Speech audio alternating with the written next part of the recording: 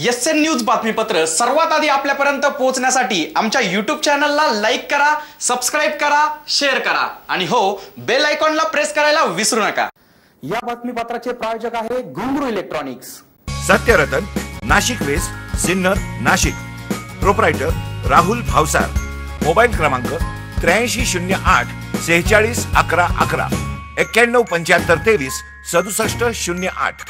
महाराष्ट्र राज्यात कोरोना बाधितांची वाढत असलेली संख्या लक्षात घेता राज्य शासनाच्या आरोग्य विभागाच्या वतीने ज्या ठिकाणी कोविड केअर सेंटर आहेत अशा ठिकाणी व्हेंटिलेटरची सुविधा पुरवण्यात येत असून सिन्नर तालुक्यातील कोरोना बाधितांची वाढत असलेली संख्या लक्षात घेता सुमारे 20 व्हेंटिलेटर जे 80 ते 90 लाखांचे आहेत ते रुग्णालयास पोहोच करण्यात आले आहे।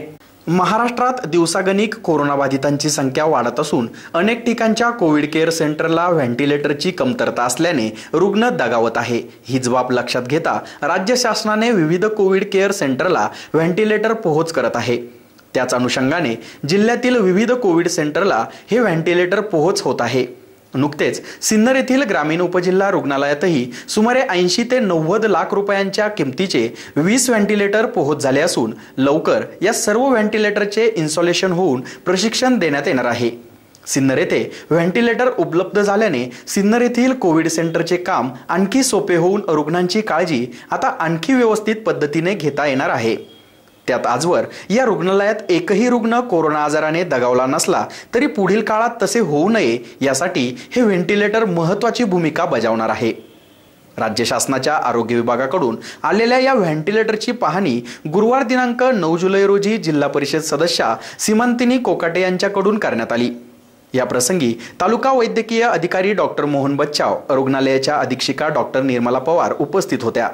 आरोग्य विभागासाठी या व्हेंटिलेटर किती महत्त्वाचे आहेत याबाबत डॉक्टर निर्मला पवार यांनी एसएन न्यूजशी बोलताना अधिक माहिती दिली। एसएन न्यूज साठी अक्षय गायकवाड। मी डॉक्टर निर्मला पवार, सिन्नर DCH येथे आताच आपण बघितलंय की राज्य शासनाकडून आपल्याला 20 व्हेंटिलेटरसाठी जे काही साहित्य आहे ते आज सकाळी आपल्या हॉस्पिटलमध्ये पोहोचलेलं आहे। त्वरित आता आपण त्याच्या इन्स्टॉलेशन संदर्भात नाशिकची टीमही येणार आहे। या व्यतिरिक्त महत्त्वाची गोष्ट म्हणजे आज आपण येथे महालॅबच्या सहयोगानं जे काही आपले हायपरटेन्शन किंवा आपण म्हणतो शुगरचे पेशंट आहे किंवा वयोवृद्ध जे व्यक्ती आहेत ज्यांना त्यांचे ब्लड कोरोना पॉझिटिव्ह आहेत आणि त्यांचे ब्लड टेस्टची गरज आहे तर त्या अनुषंगे महालॅबची जी सोय आहे ती आपण सुरू करत आहोत। तसंच हॉस्पिटलमध्ये सेंट्रल लाईन ऑक्सिजन संदर्भातही आपण लवकरात लवकर काम सुरू करत आहोत जेणेकरून आपल्याला पेशंटला तालुका स्तरावरच जास्तीत जास्त सुविधा देता येतील आणि रुग्णांना त्याचा उपयोग होईल। सर्वांनी तरी म्हणजे आपल्याकडे ज्या काही सुविधा मिळत आहेत त्या डिस्ट्रिक्ट हॉस्पिटलच्या लेवलच्याच आपण सुविधा देण्याचा प्रयत्न करत आहोत, पण तरी सर्वांनी आपली काळजी घ्यावी जेणेकरून आपण जर स्वतःची काळजी घेतली तर कोरोनाचा प्रादुर्भाव कमी होण्यास नक्कीच मदत होईल। तसंच आज आपल्या इथे जिल्हा परिषद सदस्य सीमांतिनीताई कोकाटे यांनी आज जे काही साहित्य आलं आहे त्याची पाहणी केली आहे आणि लवकरात लवकर ही सुविधा रुग्णांना मिळावी या अशा सूचना त्यांनी आम्हाला संदर्भित केलेल्या आहे।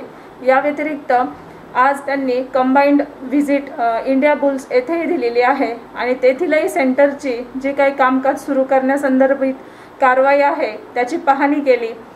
वेळोवेळी त्यांचे आम्हाला मार्गदर्शन लागतं आणि त्यातूनच जास्तीत जास्त चांगल्या पद्धतीने सेवा देण्यास त्याची मदत होते।